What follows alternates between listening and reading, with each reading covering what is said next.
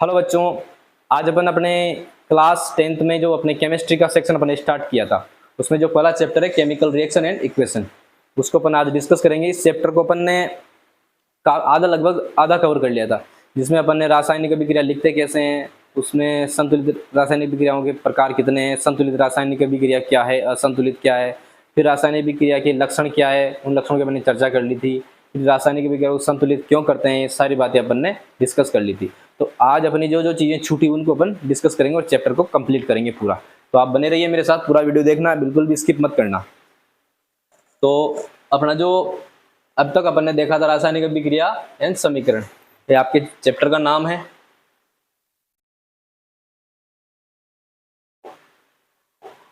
अगली स्लाइड पे अपन ने रासायनिक अभिक्रिया क्या होती है, अभिक्रिया की पहचानने के क्या क्या लक्षण है, मैं आप सब आपको नोट करवा दिया था मैंने, कि अवस्था में परिवर्तन होता है, रंग में परिवर्तन होता है, गैस का उत्सर्जन होता है, तापमान में परिवर्तन होता है। इन अगर ये है ये गुण किसी एलिमेंट में या किसी कंपाउंड में आप देख रहे हो, तो आप क्या क्या बोलोगे कि रासायनिक अभिक्रिया हुई है। किसी भी कंपाउंड में ये चीज़ें होती है तो रासायनिक अभिक्रिया हुई है, मतलब वहाँ पर।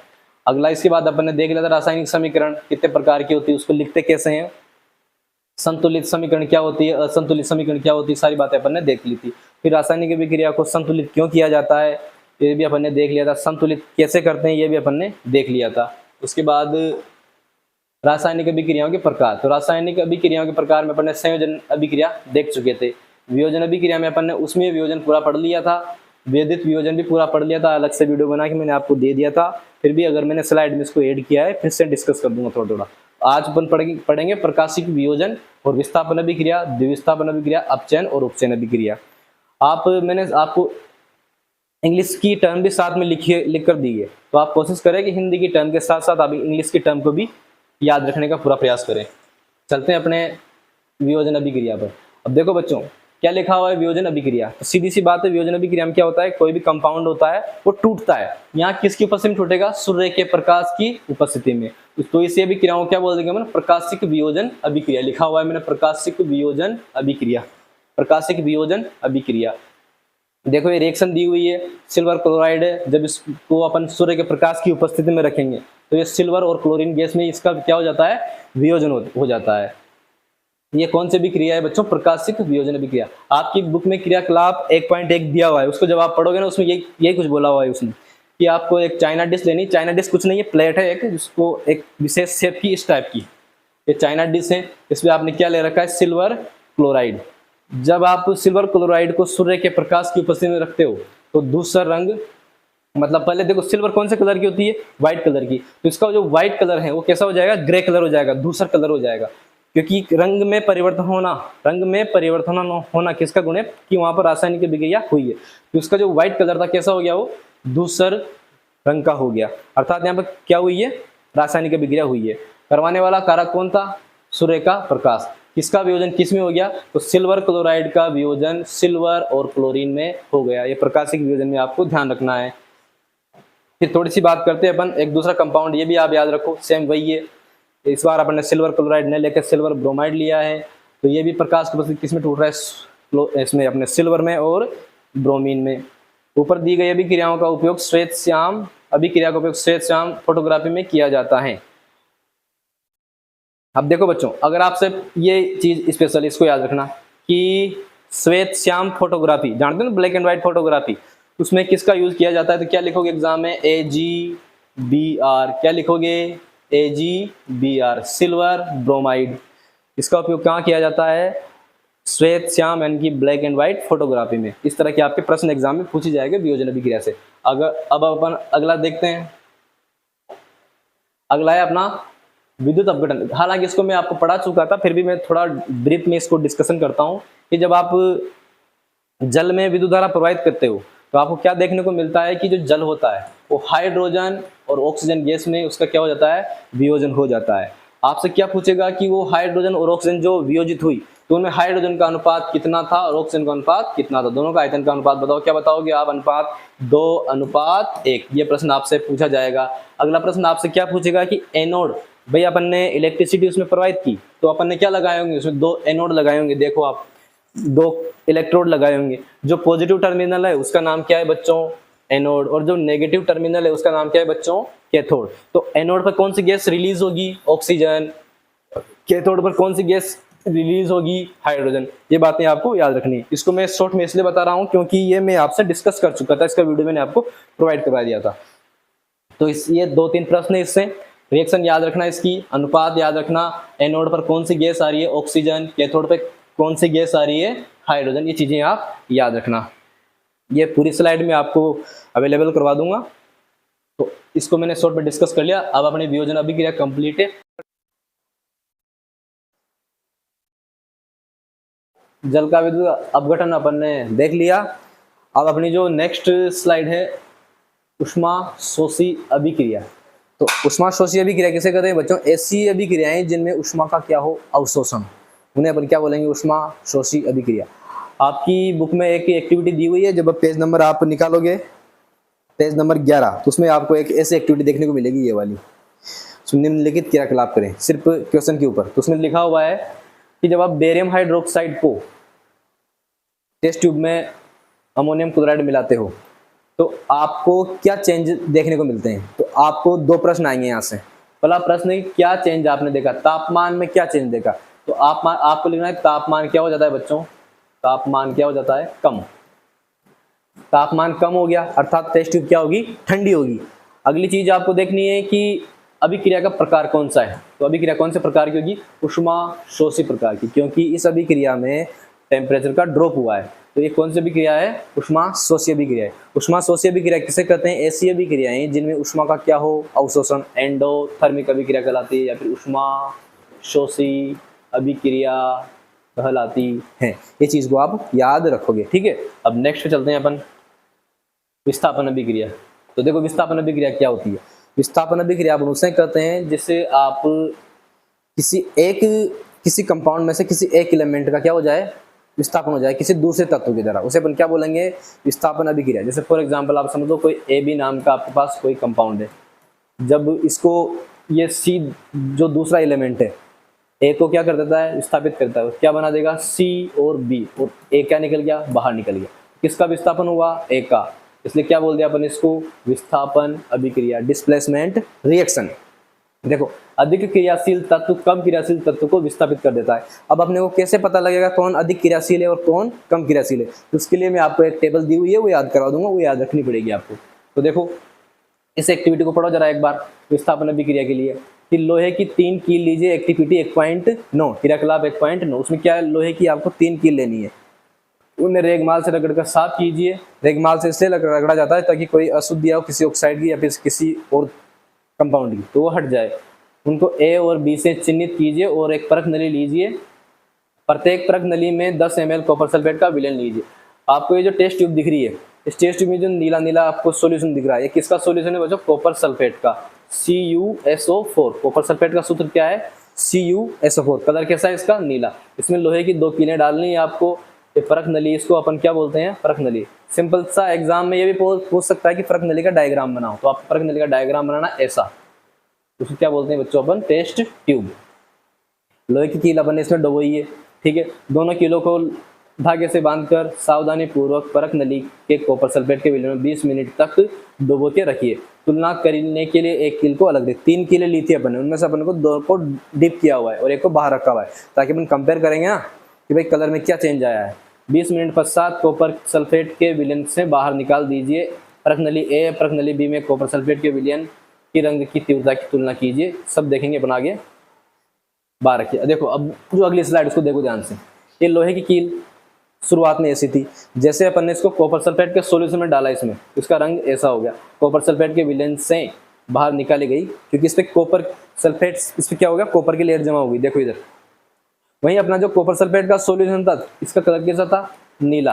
तो आप देखो पहले तो ऐसा था जैसे अपन ने इसमें वो लोहे की कीलें डुबोई, कलर कैसा हो गया इसका, थोड़ा हल्का पड़ गया। यहाँ नीला था, यहाँ देखो आप कम नीला है, थोड़ा हल्का कलर हो गया। ऐसा क्यों हुआ, क्योंकि जो कॉपर सल्फेट का सॉल्यूशन था, उस कॉपर सल्फेट के सॉल्यूशन में से कॉपर का विस्थापन कर दिया किसने, लोहे ने, क्योंकि लोहा कॉपर से ज्यादा क्रियाशील है। सक्रियता श्रेणी में लोहा कॉपर से ऊपर आता है, तो ऊपर वाली धातुएं नीचे वाली धातु क्या कर देती है, उसके सॉल्यूशन से विस्थापित कर देती है। इसलिए क्या बना, फेरस सल्फेट, और साथ में क्या हो गया, कॉपर धातु निकल गई। इसे अपन क्या बोलेंगे, विस्थापन अभिक्रिया। देखो अब अधिक क्रियाशील तत्व कम क्रियाशील को विस्थापित करता है उसके सॉल्यूशन से। इसके लिए मैंने आपको एक टेबल दी हुई है, इसको याद करवाऊंगा अभी। एक बार फिर से सुनो, विस्थापन अभिक्रिया ऐसी अभिक्रियाएं जो अधिक क्रियाशील तत्व कम क्रियाशील तत्व को उसके सॉल्यूशन में से क्या करता है, विस्थापित करता है, डिस्प्लेस करता है। इसलिए ऐसी अभिक्रियाओं को हम क्या बोलते हैं, विस्थापन अभिक्रिया। ठीक है, तो ये आपको याद रखनी है, पेपर में एग्जाम्पल पूछ सकता है आपसे वो। इसके अलावा यहाँ से रिलेटेड एक प्रश्न मिलेगा आपको, प्रश्न बताता हूँ मैं, जरा आगे देखो ध्यान से।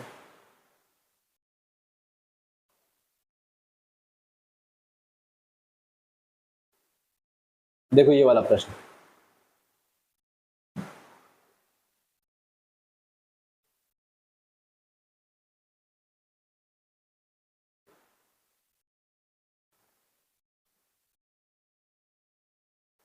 प्रश्न क्या लिखा हुआ है बच्चों, कि जब लोहे की कील को कॉपर सल्फेट के सॉल्यूशन में डुबोया जाता है तो विलेन का रंग क्यों चेंज होता है। क्या जवाब देना है आपको, विलेन का रंग इसलिए चेंज हो जाता है क्योंकि कॉपर सल्फेट के सॉल्यूशन में से लोहा कॉपर का क्या करता है बच्चों, विस्थापन कर देता है, और क्या बनता है आपको, फेरस सल्फेट मिलता है, जिसका रंग हल्का हो, जिसके कारण कॉपर सल्फेट का रंग क्या हो जाता है, हल्का। और कौन सी धातु मिलेगी आपको, कॉपर। तो जवाब दे दोगे इस तरह से, इस प्रश्न का आंसर आपका क्लियर हो गया होगा। आगे के दो प्रश्न, इनके आंसर आगे अपन मिल जाएंगे आपको। देखो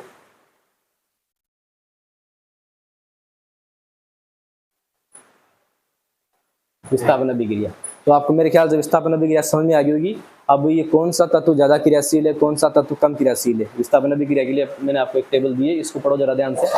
कि सबसे ऊपर कौन है, पोटेशियम, सबसे ऊपर कौन है, पोटेशियम, सबसे नीचे कौन है, प्लेटिनम। इनके क्रम को याद रखना है, क्रम से ही याद रखना है, एक पे कौन सा है, 14 पे कौन सा है। तो देखो पोटेशियम सबसे ऊपर है, फिर सोडियम है, फिर कैल्शियम है, फिर मैग्नीशियम है, फिर एल्यूमिनियम है, फिर जिंक है, फिर फेरस है, फिर सीसा है जिसको अपन लेड बोलते हैं, फिर हाइड्रोजन है, फिर तांबा जिसको अपन कॉपर बोलते हैं, फिर पारा जिसको अपन मरकरी बोलते हैं, फिर चांदी है, फिर सोना जिसको ओरम बोलते हैं, फिर प्लेटिनम है। ठीक है, एक क्रम आपको याद रखना है।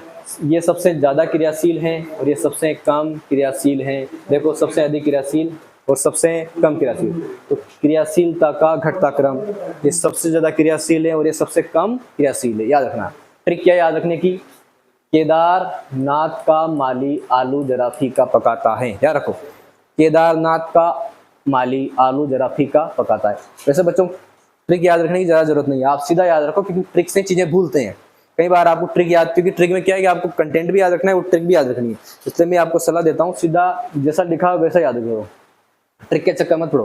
ये तो मैंने आपको लिखवा दिए से, क्योंकि बच्चे पूछते हैं अक्सर ट्रिक बताओ इसलिए। और बाकी आपको ये से याद रखना है कि पोटेशियम ऊपर है, फिर पोटेशियम के बाद सोडियम है, फिर कैल्शियम है, फिर मैग्नीशियम है, फिर एल्यूमिनियम है, फिर जिंक है, फिर फेरस है, फिर सीसा है, फिर हाइड्रोजन है, फिर कॉपर है, फिर मरकरी है, फिर एजी यानी कि चांदी है, फिर सोना है, फिर प्लेटिनम है। तो केदारनाथ का माली आलू जरा फीका पकाता, इससे याद रख लो। केदारनाथ का अपन ने के ले लिया, नाथ का Na, का Ca यानी कैल्शियम, माली का Mg यानी कि मैग्नीशियम, आलू का एल्यूमिनियम Al, जरा से जिंक ले लिया, फीका से Fe यानी कि लोहा, पकाता है मतलब लेड ले लिया। ठीक है, इसको जरा मैं इरेज करता हूँ 1 मिनट से। तो ये क्रम आपको याद रखना है, क्रम से ही याद रखनी है। देखो अपन ने क्या पढ़ा था विस्थापन अभिक्रिया में भी, अपन ने पढ़ा था कि अपन ने लोहे की 2 कील ली थी, उसको किसमें डिप किया था, कॉपर सल्फेट के सॉल्यूशन में। तो देखो चूंकि लोहा ज्यादा क्रियाशील है, कॉपर कम क्रियाशील है। देखो आप, लोहा ऊपर आ रहा है, कॉपर नीचे आ रहा है, तो जो ऊपर आ रहा है वो ज्यादा क्रियाशील है, जो नीचे है वो कम क्रियाशील है। तो ज्यादा क्रियाशील धातु कम क्रियाशील धातु को उसको सॉल्यूशन से क्या करती है, विस्थापित कर देती है। तो ज्यादा क्रियाशील कौन है, लोहा, कम क्रियाशील कौन है, कॉपर। इसका सॉल्यूशन क्या है, कॉपर सल्फेट। तो कॉपर सल्फेट के सॉल्यूशन में से कॉपर को कौन विस्थापित कर देगा, लोहा, और क्या बन जाएगा, फेरस सल्फेट, और साथ में कौन सी धातु, कॉपर धातु। तो इस तरह से याद रखनी है, ऊपर वाली धातु नीचे वाली धातु को उसको सॉल्यूशन में से विस्थापित कर देती हैं। ऐसे भी क्रियाएं क्या क्या क्या कहलाएगी, अपनी विस्थापन अभिक्रिया है। ये तो होगी अपनी विस्थापन। अगली अभिक्रिया है बच्चों अपनी द्विविस्थापन। कुछ नहीं है बच्चों, वहां एक तत्व का विस्थापन हो रहा था इसलिए अपने सिर्फ विस्थापन बोला, यहाँ 2 तत्वों का विस्थापन होगा, 2 आयनों का एक्सचेंज होगा। देखो जरा पढ़ो इसको एक बार, 2 यौगिकों के आयनों का आदान प्रदान होता है, जैसे मैंने ले लिया कोई एक यौगिक था मेरे पास ए बी, कोई दूसरा यौगिक है सी डी, तो आयनों का एक्सचेंज होगा, इस बार बनेगा सी बी प्लस ए और डी। देखो यहाँ ए है, यहाँ ए की जगह सी आ गया, यहाँ सी है, यहाँ सी की जगह ए आ गया, तो आयनों का एक्सचेंज हुआ ना, इस चूंकि दो आयनों का हुआ इसलिए क्या बोलेंगे, द्विविस्थापन। वहां सिर्फ एक का ही हो रहा था, देखो वहां सिर्फ एक का ही हो रहा था, इसलिए अपन ने सिर्फ एकल विस्थापन ने बोल के विस्थापन बोल दिया, यहाँ दो का हो रहा है इसलिए क्या बोलेंगे, द्विविस्थापन। आई थिंक आपको बात समझ में आ रही होगी। अब ये उदाहरण आपको याद रखना है, देखो सोडियम सल्फेट है, ये सोडियम, इसको देखो जरा ध्यान से, अपन ने एक टेस्ट ट्यूब ले रखी है, स्टैंड लगाया हुआ है, सेटअप तैयार कर रखा है, अपन ने सोडियम सल्फेट का सॉल्यूशन लिया और एक बेरियम क्लोराइड का सॉल्यूशन लिया। देखो सोडियम सल्फेट और बेरियम क्लोराइड दोनों का सॉल्यूशन लिया और मिक्स किया। मिक्स करने पे आपको क्या देखने को मिला नीचे कि यहाँ पर व्हाइट कलर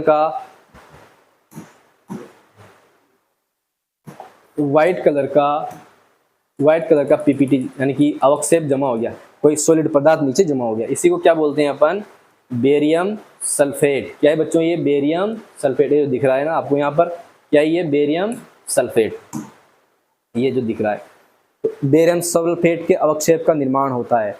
तो आगे अपन पढ़ेंगे अपन कि जो अवक्षेप बना वो किसका था, बेरियम सल्फेट का।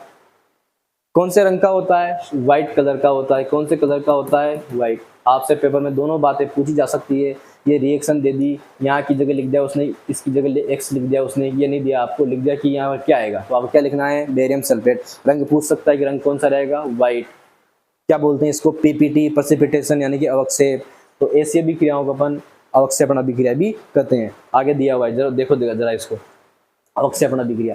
तो अवक्षेपण अभिक्रिया क्या कहते हैं, ऐसी अभिक्रियाएं जिनमें अवक्षेप का निर्माण होता है उन्हें क्या, कौन सी अभिक्रिया बोलेंगे, अवक्षेपण अभिक्रिया। जरा पढ़ो, आप देखेंगे कि श्वेत रंग के एक पदार्थ का निर्माण होता है जो जल में अविलेय होता है। जल में अविलेय है तभी तो नीचे बैठा, और उस पदार्थ का नाम क्या था बच्चों, बेरियम सल्फेट। क्या नाम था, बेरियम सल्फेट। इस अविलेय पदार्थ को अवक्षेप कहते हैं, और इसे क्या बोलते हैं अपन, पीपीटी, प्रेसिपिटेशन या फिर अवक्षेप। जिस अभिक्रिया में, अब देखो यहां से, जिस अभिक्रिया में अवक्षेप का निर्माण होता है उसे अवक्षेपण अभिक्रिया कहते हैं। आपसे पेपर में पूछेगा अवक्षेपण अभिक्रिया किसे कहते हैं, उदाहरण सहित समझाओ, तो लिख दोगी ऐसी अभिक्रियाएं जिनमें अवक्षेप का निर्माण होता है अवक्षेपण अभिक्रिया कहलाती हैं। उदाहरण में क्या लिख दोगे, सोडियम सल्फेट, ये लिखा हुआ है देखो इधर, सोडियम सल्फेट बेरियम क्लोराइड से अभिक्रिया करता है और क्या बनता है आपका, बेरियम सल्फेट का अवक्षेप बनता है और सोडियम क्लोराइड बनता है। इस सोडियम क्लोराइड को क्या बोलते हैं बच्चों, कहाँ यूज होता है, आप मुझे कमेंट सेक्शन में बताओगे कि NaCl क्या है, इसका यूज कहाँ कहाँ है, आप मुझे कमेंट करके जरूर बताना। क्योंकि ये मैं दूसरी बार वीडियो रिकॉर्ड कर रहा हूँ, इससे पहले वीडियो रिकॉर्ड किया था उसमें वॉइस नहीं आई, इसलिए फिर से रिकॉर्ड करना पड़ रहा है, धोखा हो गया मतलब। ठीक है, तो अपन आप विस्थापन अभिक्रिया समझ में आ गई होगी, द्विविस्थापन समझ में आ रही होगी और अवक्षेपण अभिक्रिया समझ में आ गई होगी आपको। तो अगली स्लाइड पे चलते हैं अब। उपचयन और अपचयन अभिक्रिया, अंग्रेजी में नाम ध्यान रखना है इनको, U फॉर O, ऑक्सीडेशन। क्या बोलते हैं इंग्लिश में इसको, ऑक्सीडेशन। और अपचयन को क्या बोलते हैं, रिडक्शन। क्या बोलते हैं बच्चों, रिडक्शन। दोनों नाम याद रखना है कि अपचयन को अंग्रेजी में क्या बोलते हैं, उपचयन को क्या बोलते हैं, क्योंकि मुझे उपचयन से ज़्यादा अच्छा आपके लिए होगा कि आप ऑक्सीडेशन और रिडक्शन याद रखो। ठीक है, अब देखो क्रियाकलाप है, इसके लिए भी कुछ दिया हुआ है, इसको पढ़ो जरा ध्यान से। ये कोई चाइना डिश लेनी, चाइना डिश कोई नहीं, एक प्लेट का प्रकार है, इस टाइप की होती है वो, उसको अपन चाइना डिश बोल देते हैं। उसमें 1 ग्राम क्या लेना है, कॉपर चूर्ण लेना है। कॉपर चूर्ण ले लिया साहब, ये ले रखा है, लेकर उसे गर्म करना है। ये देखो गर्म कर रखा है, बर्नर जला हुआ है, आग जल रही है, कॉपर चूर्ण रखा हुआ है भूरा भूरे कलर का। ठीक है, अब इसको गर्म करना मतलब किससे भी क्रिया करेगा, ये ऑक्सीजन से।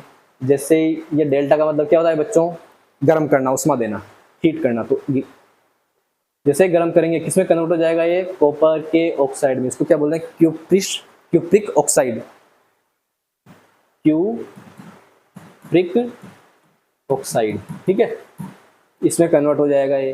क्योंकि आप देखो अपन ने क्या लिया था, कॉपर, किससे भी क्रिया कराएगा गर्म करेंगे तो ऑक्सीजन से, और क्या बनेगा, क्यूप्रिक ऑक्साइड। तो देखो इसका रंग कैसा था बच्चों, भूरा। कैसा रंग था इसका, भूरा ब्राउन ब्राउन कलर था इसका। ये कैसे कलर का हो गया, कौन से कलर का हो गया, ब्लैक कलर का।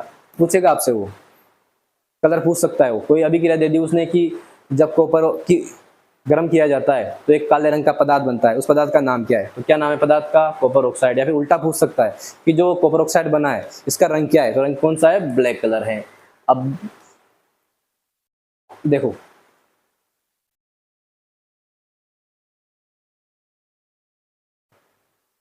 ये रिडक्शन, अरे रिडक्शन, पहले इनको समझ लो कि रिडक्शन ऑक्सीडेशन क्या होता है। नाम से पता चल रहा है बच्चों, ऑक्सीडेशन मतलब ऑक्सीजन का जुड़ना, रिडक्शन मतलब हाइड्रोजन का हटना। या फिर ये समझो, ऑक्सीडेशन मतलब ऑक्सीजन का जुड़ना, और ऑक्सीडेशन का उल्टा रिडक्शन है, मतलब ऑक्सीजन का हटना। तो जहां पर ऑक्सीजन जुड़ रही है उसे क्या बोलेंगे, ऑक्सीडेशन। और जहां पे ऑक्सीजन हट रही है, माइनस का मतलब हट रही है, उसे क्या बोलेंगे, रिडक्शन। मैं उल्टा ही बोल सकता हूँ हाइड्रोजन के संदर्भ को लेके, जहां पर हाइड्रोजन जुड़ रही है उसे क्या बोलेंगे, रिडक्शन। और जहां पर हाइड्रोजन हट रही है उसे क्या बोलेंगे, ऑक्सीडेशन। आपको परिभाषा में याद रखना है ये, एक बार मैं इसको पढ़ के बना देता हूँ आपको कि ये दोनों चीजें याद रखना। ऑक्सीजन जुड़ रहा है मतलब क्या हो गया, ऑक्सीडेशन। हाइड्रोजन हट रहा है मतलब क्या हो गया, ऑक्सीडेशन। फिर ऑक्सीजन हट रहा है मतलब क्या हो गया, रिडक्शन। फिर आपका हाइड्रोजन जुड़ रहा है मतलब क्या हो गया, रिडक्शन। ठीक है, एक बार मैं इसको पढ़ के बताता हूँ आपको।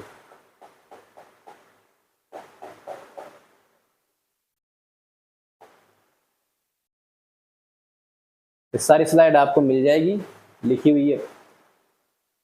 देखो, कॉपर चूर्ण की सतह पर copper oxide CuO cupric oxide, दो का मतलब है ये जो कॉपर है ये इस रूप में Cu+2, यानी कि इसकी संयोजकता कितनी है, 2 की काली परत चढ़ जाती है।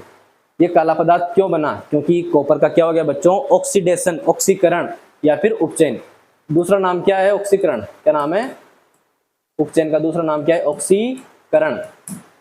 रामकरण नहीं, क्या नाम है, ऑक्सीकरण। तो यह कॉपर ऑक्साइड में ऑक्सीजन के योग से बना। पूछेगा इस, यदि इस गर्म पदार्थ जो ये बना है आपके पास बच्चों कॉपर ऑक्साइड, इसको आपस हाइड्रोजन गैस प्रोवाइड करते हैं ना अपन।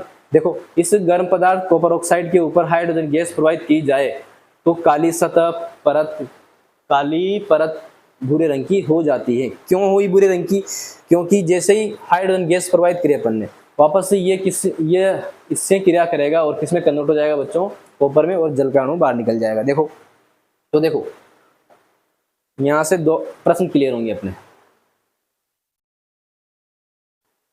यहाँ किसका योग हो रहा है, ऑक्सीजन का। यहाँ किसका योग हो रहा है, ऑक्सीजन का, अर्थात कौन से भी क्रिया है, ऑक्सीडेशन। क्या बोलते हैं इसको, उपचयन, या फिर मैं बोलूं ऑक्सीकरण। कौन सी, ऑक्सीकरण। अगला देखो, यहाँ किसका योग हो रहा है, हाइड्रोजन का। तो जिसमें हाइड्रोजन का योग होता है उसे क्या बोलते हैं अपन, रिडक्शन या फिर अपचयन। तो कौन से भी क्रिया होगी आपकी, ये रिडक्शन अभिक्रिया या फिर अपचयन अभिक्रिया। ठीक है, यहाँ एक ऑक्सीकरण का एक और नाम क्या था अपना, उपचयन। ठीक है, दोनों अभिक्रिया बड़ी इंपॉर्टेंट है, आपको याद रखनी है। मैं एक बार पढ़ के देता हूँ इसको। अभिक्रिया के समय जब किसी पदार्थ में ऑक्सीजन की वृद्धि होती है, देखो यदि ऑक्सीजन ऐड हो रहा है, वृद्धि हो रही है, तो सभी क्रिया को क्या कहता है, होती है तो कहते हैं कि उसका क्या हुआ है, उपचयन, यानी कि ऑक्सीडेशन हुआ है। सिंपल सी बात वही है बच्चों, यदि ऑक्सीजन जुड़ा है, ऑक्सीजन की वृद्धि हुई है, तो क्या हुआ होगा, उपचयन, ऑक्सीडेशन, ऑक्सीकरण। तथा जब किसी अभिक्रिया में ऑक्सीजन का हास का मतलब कमी, मतलब ऑक्सीजन क्या कर गया, निकल गया, तो उसे क्या बोलेंगे, अपचयन, यानी कि रिडक्शन। आगे बात समझ में। तो दो चीजें याद रखना ऑक्सीडेशन और रिडक्शन में, ऑक्सीजन का योग होना। मैं आपको फिर से इधर लिख देता हूँ ताकि बार बार क्लियर हो जाए अच्छी चीज। बार बार इसलिए जोर दे रहा हूँ क्योंकि बड़ा इंपॉर्टेंट है बच्चों, यहाँ से प्रश्न आना 100% है। प्रश्न आएगा। अपचयन और उपचयन अभिक्रिया कैसे करते हैं, उदाहरण से समझाओ। 1 नंबर में आ जाए, 2 नंबर में आ जाए, 3 नंबर में आ जाए, 4 में आ जाए, किसी में आ जाए पर आएगा। फिर से लिखता हूं मैं आपका ये ऑक्सीडेशन और ये आपका रिडक्शन। देखो, ऑक्सीडेशन किसका योग होगा, ऑक्सीजन का। रिडक्शन में किसका निकलेगा, हाइड्रोजन। किसका कमी होगी, सॉरी ऑक्सीजन की कमी होगी। तो अगर ऑक्सीजन जुड़ रहा है तो ऑक्सीडेशन और ऑक्सीजन निकल रहा है तो रिडक्शन। अगली एक और चीज याद रखो, यदि हाइड्रोजन जुड़ रही है तभी क्या होगा बच्चों, रिडक्शन, यानी कि अपचयन, यानी कि अपचयन। तथा हाइड्रोजन निकल रहा है उसे क्या बोलेंगे, उपचयन, यानी कि ऑक्सीडेशन। दोनों ही चीजें याद रखना। ऑक्सीजन वाला केस भी याद रखना और हाइड्रोजन की वाला केस भी याद रखना। देखो इसमें क्या लिखा हुआ एक बार पढ़ देता हूँ मैं। ऑक्सीजन की वृद्धि मतलब ऑक्सीडेशन मतलब उपचयन, ऑक्सीजन की कमी मतलब अपचयन मतलब रिडक्शन। ये दोनों भी क्रिया, ये कौन सी भी क्रिया होगी आपकी? ऑक्सीडेशन। कौन सी भी क्रिया होगी बच्चों? ये होगी आपकी कौन सी? ऑक्सीडेशन। ये कौन सी भी क्रिया होगी आपकी? रिडक्शन। सर देख लो एक बार, चल रहा है ना? रिडक्शन। ठीक है, दोनों अभिक्रियाएं याद रखना। अब यहां से एक प्रश्न भी आएगा आपके पीछे देखने को मिलेगा आपको। देखो मैं प्रश्न भी लाया हूं साथ में ताकि प्रश्न भी क्लियर हो जाए आपके सारे के सारे। देखो ये वाला प्रश्न देखो, ये प्रश्न अभी अपन डिस्कस कर लिया। अब देखो ये वाला प्रश्न आपको, ये वाला कि इसमें क्या कर रहा है बच्चों कि सोडियम तो क्या करवा रहे हैं? ऑक्सीजन से अभिक्रिया। तो क्या बनना है? सोडियम का ऑक्साइड। अभिक्रिया को बैलेंस नहीं कर रहा हूं, आपको सिर्फ सिखा रहे हैं। देखो तो ऑक्सीजन का क्या हुआ यहाँ पर? योग हुआ। तो जैसे ऑक्सीजन का योग मतलब ऑक्सीजन की वृद्धि, तो यहाँ पर क्या हुआ होगा बच्चों? ऑक्सीडेशन। क्या हुआ होगा? ऑक्सीडेशन। कौन सी अभिक्रिया? ये उपचयन। कौन सी अभिक्रिया? ये उपचयन। ये वाली अभिक्रिया क्लियर है? आगे देखो, आपसे यह प्रश्न पूछ सकता है कि किसका उपचयन हुआ? तो किसका हुआ? सोडियम का। किसमें हुआ? सोडियम के ऑक्साइड में। इस तरह के प्रश्न पूछेगा आपको, किसका हुआ और किसमें हुआ और क्या हुआ। तो देखो किसका हुआ? सोडियम का। किसमें हुआ? सोडियम के ऑक्साइड में। क्या हुआ? ऑक्सीडेशन। हिंदी में क्या बोलते हैं? उपचयन। आगे बात समझने, इस वाले को देखो, इस वाले को देखो, ये अपने अभिक्रिया भी अपन ने पढ़ी थी उधर, फिर से इसी पे चलते हैं अपन।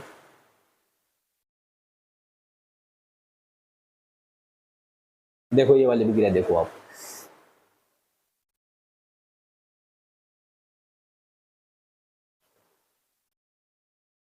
देखो आपसे क्या पूछेगा पेपर में वो, किसका हुआ, क्या हुआ और किसमें हुआ। किसका हुआ? कॉपर ऑक्साइड का। मैं लगा दे रहा हूं तीर। किसमें हुआ? कॉपर में। क्या हुआ? यहाँ ऑक्सीजन थी, यहाँ ऑक्सीजन नहीं है, अर्थात ऑक्सीजन की क्या होगी? कमी। तो क्या हुआ होगा बच्चों? रिडक्शन। क्या हुआ होगा? रिडक्शन। और रिडक्शन को क्या बोलते हैं अपन? अपचयन। फिर देखो किसका हुआ? कॉपर ऑक्साइड का। किसमें हुआ? कॉपर में। क्या हुआ? अपचयन या फिर रिडक्शन। अगला देखो हाइड्रोजन। क्या जुड़ गया इधर? देखो ऑक्सीजन जुड़ गया। किसका हुआ? हाइड्रोजन का। किसमें हुआ? H2O यानी कि जल के अणु में। क्या हुआ? ऑक्सीजन का योग हो रहा है। देखो यहाँ ऑक्सीजन नहीं थी और यहाँ ऑक्सीजन आ गया, अर्थात क्या हुआ इसका? ऑक्सीडेशन। तो इस तरह से पूछेगा आपसे वो, याद रखना। ठीक है, अगली स्लाइड पे चलते हैं। देखो ये दिया भी हुआ है, रिडॉक्स अभिक्रिया, अपचयन, उपचयन, अभिक्रिया। देखो रीड, यहाँ इस शब्द को तोड़ो, रीड, RED रेडॉक्स और OX ऑक्स। तो रेडॉक्स, रेडॉक्स का मतलब रिडक्शन भी हुआ है और ऑक्सीडेशन भी हुआ है। क्या हुआ है बच्चों? रिडक्शन भी हुआ है और ऑक्सीडेशन भी हुआ है, मतलब अपचयन भी हुआ है और उपचयन भी हुआ है। उन्होंने रिडक्शन का RED ले लिया और ऑक्सीडेशन का OX ले लिया और क्या बना दिया? आपकी रिडॉक्स अभिक्रिया। ठीक है, एक बार मैं पढ़ के सुनाता हूँ क्या लिखा हुआ है। ऐसी अभिक्रियाएं जिनमें कोई एक अभिकारक का तो क्या हो बच्चों? अपचयन, तथा दूसरे अभिकारक का क्या हो बच्चों? उपचयन। इन अभिक्रियाओं को क्या बोलते हैं? रेडॉक्स या अपचयन, उपचयन अभिक्रिया कहते हैं। सिंपल सी बात है। अभिक्रिया ऐसी अभिक्रिया जिसमें किसी एक का तो क्या हो रहा है बच्चों? ऑक्सीडेशन, दूसरे का क्या हो रहा है? रिडक्शन। अर्थात आपको ऑक्सीडेशन और रिडक्शन देखने को मिले एक साथ ही एक ही अभिक्रिया में, तो सब क्या बोलेंगे अपन? रेडॉक्स अभिक्रिया। अपन ने जो भाई कॉपर ऑक्साइड का देखा था, हाइड्रोजन गैस प्रोवाइड करवाने के बाद तो कॉपर में कन्वर्ट हो गया था वो और एक जल के अणु में निकल गया था। इसको किसका उदाहरण है? एक रेडॉक्स अभिक्रिया का। देखो इसको जरा ध्यान से, लिखा हुआ है इसमें कॉपर ऑक्साइड का क्या हो गया बच्चों? कॉपर ऑक्साइड का कॉपर में अपचयन। क्या हो गया? अपचयन। कॉपर ऑक्साइड का क्या हो गया? 3 प्रश्न ध्यान रखना। किसका? कॉपर ऑक्साइड का। किसमें? कॉपर में। क्या? 1, 2 और 3। किसका हुआ? कॉपर ऑक्साइड का। किसमें हुआ? कॉपर में। और क्या हुआ? चूंकि ऑक्सीजन की कमी हुई, देखो यहाँ ऑक्सीजन थी, यहाँ ऑक्सीजन नहीं है, तो क्या हुआ? ऑक्सीजन की कमी किसमें आती है? अपचयन में, यानी कि क्या बोलते हैं इसको अपन? रिडक्शन में। देखो इधर लिखा हुआ अभी मैंने, देखो क्या हुआ? ये रिडक्शन यानी कि अपचयन। फिर देखो इस पे जाओ,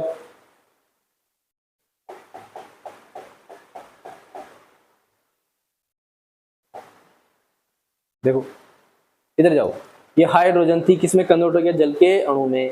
तो हाइड्रोजन का क्या हुआ, उपचयन हुआ, यानी कि ऑक्सीडेशन हुआ, किसमें हुआ, जल के अणु में। 3 प्रश्न पूछेगा, किसका हुआ, किसमें हुआ, क्या हुआ। हाइड्रोजन का हुआ, जल के अणु में हुआ, क्या हुआ, ऑक्सीडेशन या फिर उपचयन हुआ। इस तरह के आपसे प्रश्न पूछेगा, तो तैयार रहना एक से प्रश्नों के लिए। ये देख लो 2 उदाहरण और है, इनको भी याद रखना। ये आपका होमवर्क है कि आप बताओगे मुझे कि जिंक ऑक्साइड का क्या हुआ, किसमें हुआ, फिर कार्बन का क्या हुआ और किसमें हुआ, फिर मैग्नीशियम, ये MnO2 है, मैग्नीशियम ऑक्साइड है, जब अम्ल से साथ क्रिया करवाई तो किसमें हुआ और क्या हुआ। ये दोनों प्रश्न आपको मुझे कमेंट बॉक्स में बताना है कि जिंक ऑक्साइड का क्या हुआ, किसमें हुआ, फिर मैग्नीशियम ऑक्साइड का क्या हुआ, सॉरी मैग्नीज ऑक्साइड, मैग्नीशियम नहीं, मैग्नीज होता है बच्चों ये Mg, मैग्नीज होता है Mn, ठीक है। इसका परमाणु क्रमांक होता है 12, इसका परमाणु क्रमांक होता है 25, ठीक है, अलग अलग चीजें। ये कौन सा ऑक्साइड है, मैग्नीज ऑक्साइड, और ये मैग्नीशियम। तो किसका हुआ और क्या हुआ ये आपको मुझे बतानी है कमेंट सेक्शन में। नहीं बताओगे तो मैं बता देता हूँ, चलो एक मैं बताता हूँ, दूसरा आपको बताना है। देखो जिंक कहाँ गया, हाँ मैं तीर लगा रहा हूँ, ये जिंक ऑक्साइड किसमें बदल गया बच्चों, जिंक में। किसकी कमी हुई, ऑक्सीजन की। ऑक्सीजन की कमी क्या कहलाती है, अपनी रिडक्शन, यानी कि अपचयन रिडक्शन। तो किसका हुआ, जिंक ऑक्साइड का, किसमें हुआ, जिंक में। क्या हुआ, रिडक्शन बोले तो अपचयन हुआ, रिडक्शन बोले तो अपचयन हुआ, ठीक है। दूसरा देखो इसी के नीचे, कार्बन का क्या हुआ, कार्बन मोनोऑक्साइड में। किसका हुआ, कार्बन का, किसमें हुआ, कार्बन मोनोऑक्साइड में। देखो यहाँ पर ऑक्सीजन नहीं है, यहाँ पर ऑक्सीजन है, अर्थात ऑक्सीजन की वृद्धि होगी, इसे क्या बोलेंगे अपन, ऑक्सीडेशन। क्या बोलेंगे इसे अपन, ऑक्सीडेशन।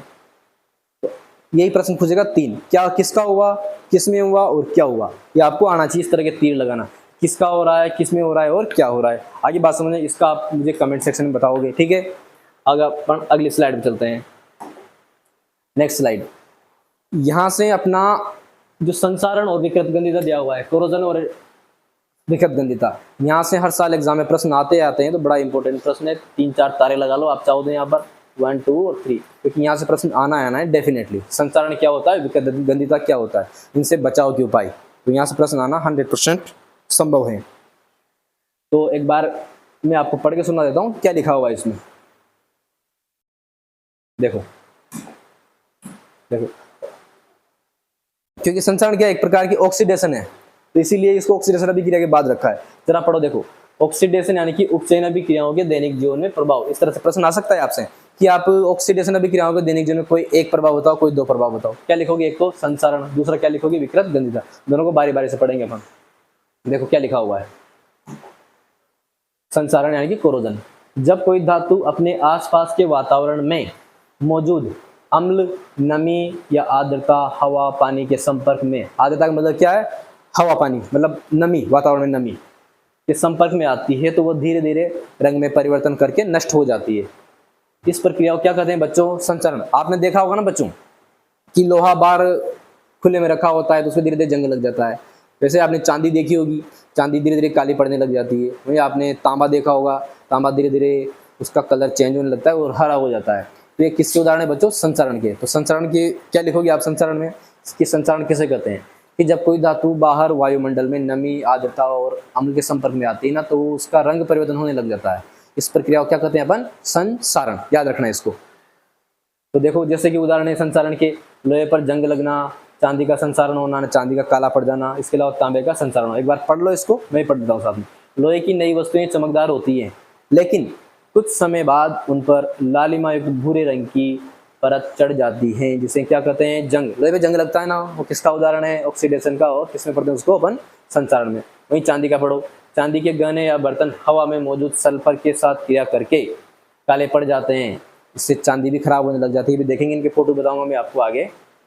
तांबे का भी देखा होगा आपने कि तांबे और पीतल के बर्तन पर नमी और कार्बन डाइऑक्साइड के प्रभाव के कारण हरी परत जम जाती है। चांदी पे काली, पीतल पे हरी और अपने लोहे पे कैसी, भूरी भूरी। याद रखना। देखो इसको देखो आप, ये कॉपर दिख रहा है आपको, ये हरा पड़ गया, देखो पड़ गया ना हरा। इधर देखो ये चांदी की चमचे इतनी अच्छी अच्छी, पहले ऐसी थी फिर धीरे धीरे संसारित होती होती बिल्कुल काली काली हो गई। देखो ये आपने इसके चांदी के जेवर वगैरह देखे होंगे ना, जो अपन पायल वगैरह पहनते हैं पैरों में, तो धीरे धीरे काली होने लग जाती है ना, वो भी एक संसारण ही एक तरह, क्योंकि वो सल्फर से क्रिया करके काला सल्फाइड बनाती है। यही देखो आप, ये आपका लोहा पहले ऐसा था, बाद में जंग लग के ऐसा हो गया। तो किसके उदाहरण है बच्चों? ये संसारण के, कोरोजन के डायग्राम देख लो ध्यान से, याद रखना है। तो संसारण किसे कहते हैं एक बार देख लो, परिभाषा पूछेगा और उदाहरण पूछेगा। तो परिभाषा क्या है? अपने आसपास आर्द्रता नमी के संपर्क में आने पर कोई भी मेटल, सोना, तांबा, चांदी, सोना तो होता नहीं है, तो लोहा, चांदी और तांबा अपने रंग में चेंज होता है, उन्हें अपन क्या बोलते हैं? संसारण। अब इन संसारण से बचाव कैसे कर सकते हैं? तो संसारण से बचाव का उपाय, एक प्रश्न यहाँ से आ सकता है कि वो कौन से तरीके हैं जिनसे आप किसी भी मेटल को संसारित यानी कि नष्ट होने, खराब होने से बचा सकते हो। तो एक तो आप क्या करते हैं? लोहे पे पेंट करते नहीं करते? अपन करते हैं। तो लोहे की वस्तुओं को तथा दरवाजों पर पेंट करने से वे नमी के सीधे संपर्क में नहीं आ पाती, क्योंकि उनके ऊपर किसकी लेयर जम गई? पेंट की, जो कि नमी के या सीधे वायुमंडल के संपर्क में नहीं रह पाती और वो संसारित होने से बच जाती है। इसलिए अपन लोहे की वस्तुओं पेंट करते हैं। आगे बात समझ में। तो धातुओं को नमी से बचाकर रखना, ये भी एक तरीका है। पेंट कर सकते हैं, धातुओं को नमी से दूर रख सकते हैं। अगला है तेल या ग्रीस लगाकर। अपन लगाते हैं ना, अगर ऑयल लगाएंगे मेटल पे तब भी वो नमी के संपर्क से बच जाएगी, क्योंकि आप बताइए तेल वेल लगा तो तेल पर नमी चिपकती नहीं है, तो वो लगा के भी आप संसारित होने से बचा सकते हो। एसद लेपन, ये अच्छा प्रश्न है, आपसे पूछ सकते हैं कि एसद लेपन क्या है? तो किसी भी मेटल पर लोहे पर जिंक की परत चढ़ाना, वो क्या है बच्चों? एसद लेपन, गैल्वेनाइजेशन। ठीक है, याद रखना इसको, ये थोड़ा स्टार मार्क कर लो इसको, आपसे पूछ सकता है कि एसद लेपन क्या है। तो लोहे या स्टील की वस्तुओं पर जस्ता मतलब वही जिंक, अभी थोड़ी देर पहले पढ़ा था ना अपन ने, जिंक की पतली परत चढ़ाकर जंग लगने से बचाया जाता है, उसको नष्ट होने से बचाया जाता है।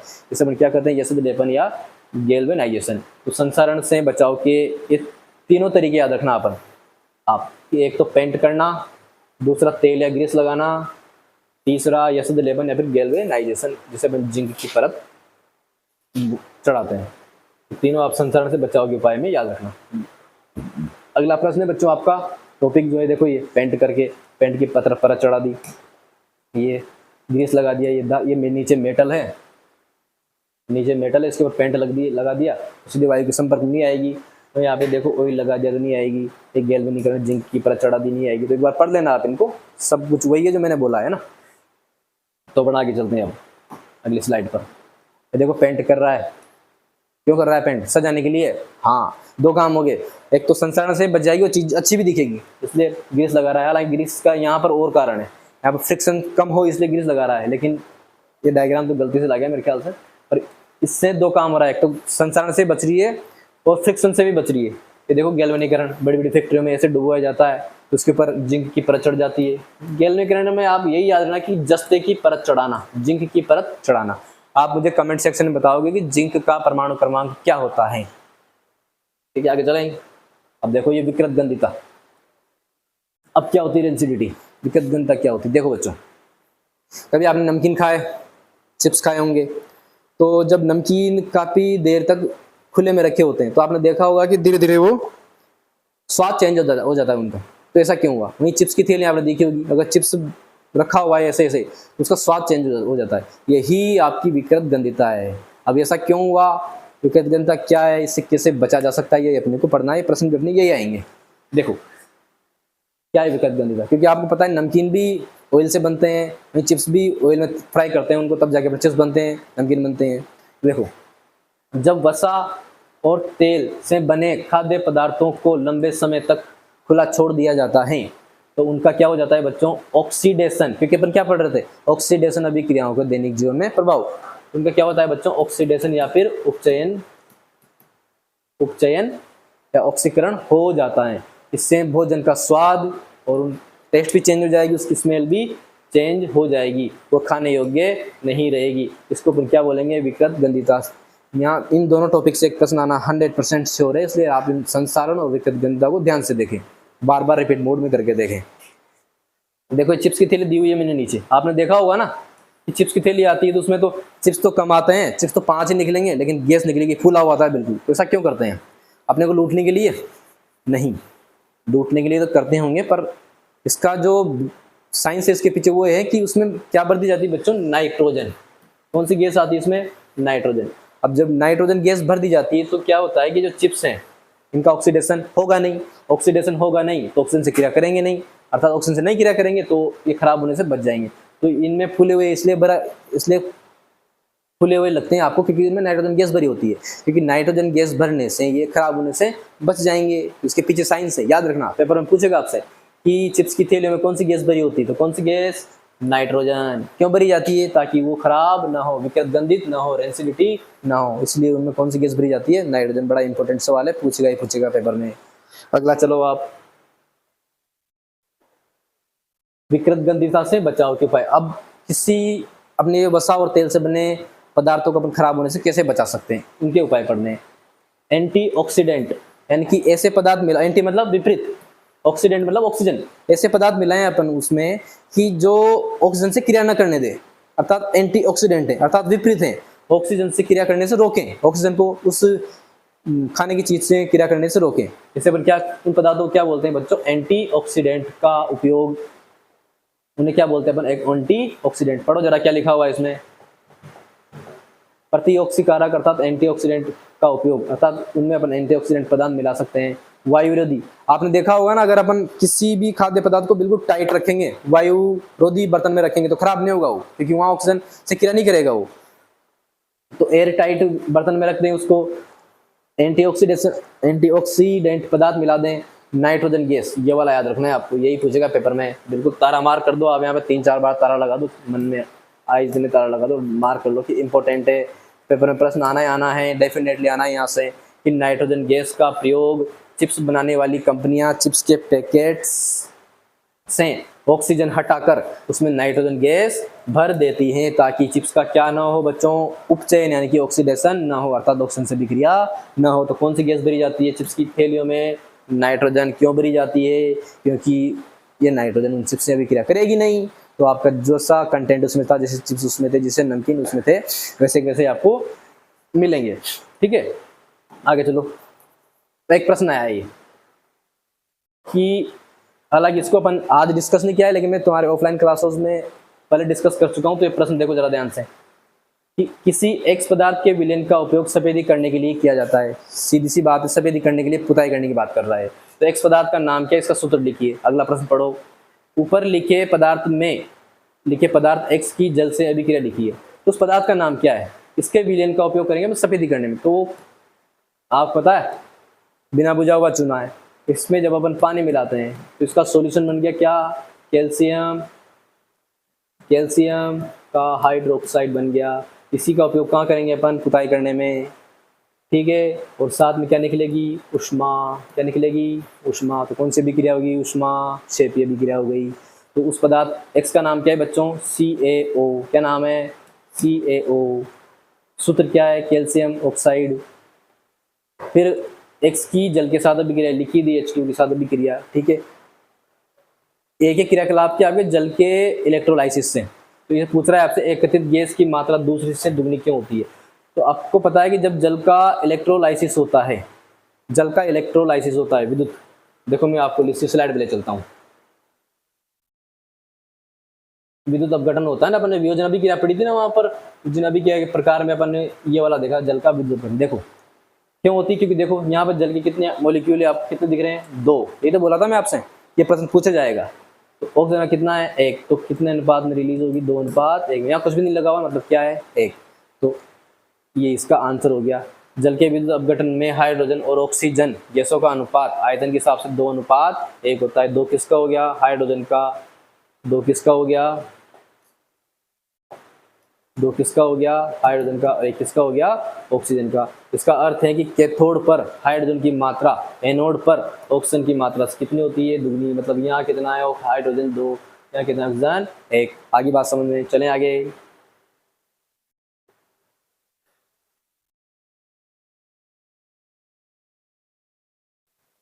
बार बार माइक को चेक करना पड़ रहा है, कहीं वापस कहीं से चोट नहीं हो जाए। देखो ये प्रश्न अपन ने डिस्कस कर लिया, ये वाला। अब टॉपिक पूरे हो गए अपने, अब सिर्फ क्वेश्चन बचे हैं। तो ये वाला क्वेश्चन अपन ने डिस्कस कर लिया, इसके अलावा ये वाला अपन ने डिस्कस कर लिया। अब बचे एक्सरसाइज वाले क्वेश्चन। ऊष्माक्षेपी और ऊष्माशोषी अभिक्रिया का क्या अर्थ होता है बता चुका हूँ मैं आपको। ऐसी अभिक्रिया जिसमें ऊष्मा निकले उसे क्या बोलेंगे, ऊष्माक्षेपी। जिनमें ऊष्मा का अवशोषण हो उन्हें क्या बोलेंगे, ऊष्माशोषी। उदाहरण मैंने आपको बता दिए। श्वसन को ऊष्माक्षेपी अभिक्रिया क्यों कहते हैं मैं आपको ऑफलाइन क्लास में बता चुका हूँ बहुत अच्छे से। वियोजन अभिक्रिया को संयोजन अभिक्रिया के विपरीत क्यों कहा जाता है, इन अभिक्रियाओं के लिए समीकरण लिखिए। सीधी सी बात है, आपको वियोजन के लिए समीकरण लिखनी है और संयोजन के लिए समीकरण लिखनी है, मैं सब डिस्कस कर चुका हूँ।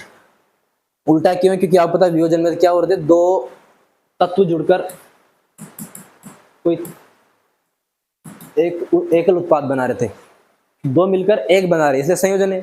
और वियोजन में क्या होता है, एक दो में टूट रहा है, तो ये क्या हो गया, वियोजन। इसलिए एक दूसरे अपोजिट है। समीकरण आपको मैंने सब नोट्स में दी हुई है, देखो। अगर आप तो वियोजन की समीकरण आप लिख दोगे और संयोजन की समीकरण आप लिख दोगे। चलो मैं फिर भी लिख के देता हूं आपको।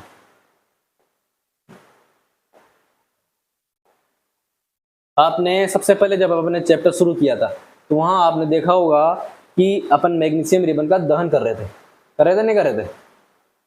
तो अपन ने मैग्नीशियम रिबन लिया था Mg, ऑक्सीजन से क्रिया, दहन का मतलब ऑक्सीजन से अभिक्रिया करवाई, तो क्या बना, मैग्नीशियम का ऑक्साइड बना। मुझे बताओ बच्चों, दो मिलकर एकल उत्पाद बना रहे, क्या हो गया, मैग्नीशियम ऑक्साइड। तो कौन सी अभिक्रिया है, संयोजन अभिक्रिया। वहीं अपन ने वियोजन में कहा गया वियोजन। हाँ, तो देखो मुझे इसमें एक प्रश्न बताओ, आप कौन सी अभिक्रिया है, अपचयन है या फिर उपचयन है। आपको मुझे जवाब देना है कि यह ऑक्सीडेशन यानी कि उपचयन है या रिडक्शन यानी कि अपचयन है, या आप मुझे जवाब कमेंट सेक्शन में दोगे। तो कौन सी अभिक्रिया का उदाहरण भी है आपके ये संयोजन अभिक्रिया का। वियोजन का आपको मैं बता चुका हूँ कि अपन ने जल का इलेक्ट्रोलाइसिस किया, किसमें हुआ, हाइड्रोजन में और ऑक्सीजन में, ये वियोजन का उदाहरण हो गया। तो क्लियर है ये प्रश्न भी आपका। अगला प्रश्न देखो, उन वियोजन अभिक्रियाओं के एक एक समीकरण लिखे जिनमें ऊष्मा वाला डिस्कस कर चुका हूँ। वियोजन अभिक्रिया के 3 प्रकार पढ़े थे अपन ने, ऊष्मा द्वारा, विद्युत द्वारा और प्रकाश द्वारा। आज मैं विद्युत वाला जल का डिस्कस कर लिया, प्रकाश वाला AgCl का डिस्कस कर लिया। तो ऊष्मा वाला मैं आपको पहले बता चुका हूँ, कैल्शियम कार्बोनेट होता है, इसका अपन ऊष्मा देते हैं तो कैल्शियम ऑक्साइड और CO2 में टूट जाता है, ये ऐसा कुछ था, याद हो तो आपको। अगला विस्थापन और द्विविस्थापन अभिक्रियाओं में क्या अंतर है, अभिक्रियाओं के समीकरण लिखिए, डिस्कस हो गया अपना प्रश्न भी आज। सिल्वर के शोधन में सिल्वर नाइट्रेट के विलयन प्राप्त करने के लिए कॉपर धातु द्वारा विस्थापन किया जाता है, इस अभिक्रिया के लिए समीकरण लिखिए। ये क्या बोल रहा है बच्चों, अच्छा प्रश्न है, 14 नंबर का प्रश्न अच्छा है, मैं डिस्कस करता हूं, देखो इसको।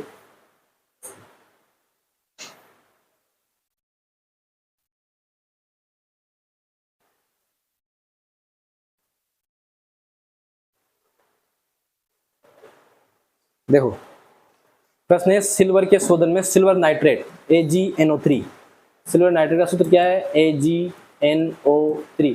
अब बच्चे आपके मन में कंफ्यूजन होगा इतने सूत्र कैसे याद रखें, तो जितने सूत्र मैंने आपको नोट करवाए नोटबुक में, सारे के सारे याद रखने। उनमें से एक ये भी है, सिल्वर नाइट्रेट के शोधन में कॉपर धातु का विस्थापन किया जाता है, इस प्रक्रिया के लिए अभिक्रिया लिखिए। अब देखो, आप जब सक्रियता श्रेणी देखोगे बच्चों, देखो जरा, ये सक्रियता श्रेणी देखोगे आप, तो देखो कॉपर कहाँ है, यहाँ पर, कॉपर कहाँ है, यहाँ पर, और चांदी कहाँ है, नीचे। तो चांदी का विलयन कौन सा है, AgNO3। किससे भी क्रिया करवा रहे हैं, कॉपर से। तो क्या मिलेगा आपको, कॉपर नाइट्रेट,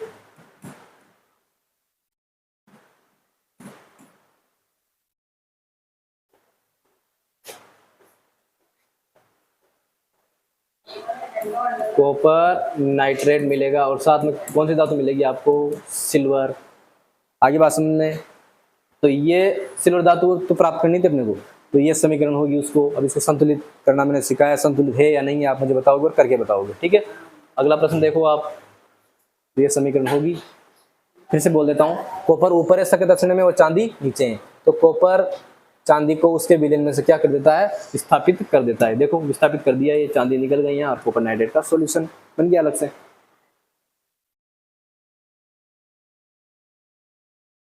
अगला प्रश्न देखो,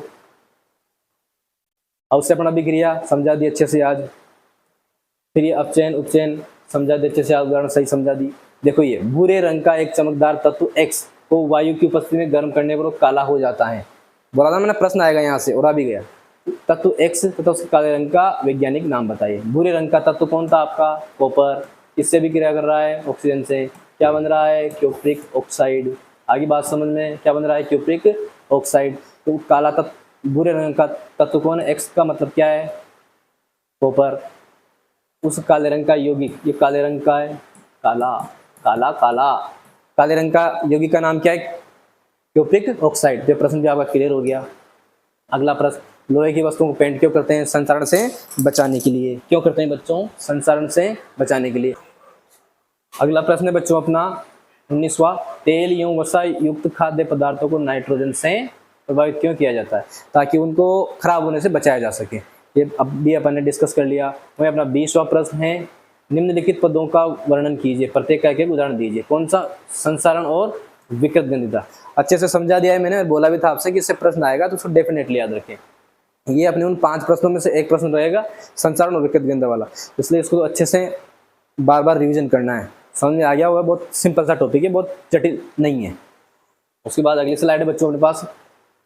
तो वीडियो अपना पूरा हो गया है बच्चों। कैसा लगा वीडियो आप मुझे कमेंट करके जरूर बताएं, और चैनल को सब्सक्राइब कर लो, और वीडियो को ज़्यादा से ज़्यादा शेयर करो और लाइक करो। और आपसे मैंने बीच बीच में जो प्रश्न पूछे ना, उन प्रश्नों के जवाब जरूर से देख कमेंट सेक्शन में, और कोई प्रश्न हो आपका तो कमेंट करके मुझे ज़रूर बताओ। बाकी वीडियो कैसा लगा ये भी मुझे बताओ।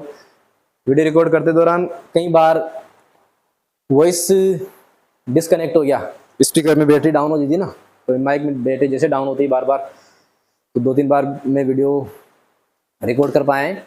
बाकी वीडियो कैसा लगा आपको मुझे कमेंट करके ज़रूर बताओ। तो अपने ये यूट्यूब चैनल है, इस पर आप जुड़ सकते हो। टेलीग्राम चैनल है पैसिफिक लर्निंग के नाम से, तो आप टेलीग्राम पे जाओ, वहाँ सर्च करना @पैसिफिक लर्निंग या फिर पैसिफिक प्रदीप के नाम से, पैसिफिक FACIFIC प्रदीप PRADWP के नाम से लिखा हुआ है यहाँ पर, @ लगा के सर्च करना आप इसको, है ना। तो आपको टेलीग्राम चैनल सर्च करना, उसे ज्वाइन कर लेना। बाकी अपने फेसबुक, ट्विटर, इंस्टाग्राम सभी हैंडल इनको आप ज्वाइन जरूर कर लो बच्चों, ठीक है। वीडियो कैसा लगा कमेंट करके जरूर बताना मुझे, ठीक है। कुछ प्रश्न हो तो आप जरूर पूछिए भी। थैंक यू, शुक्रिया।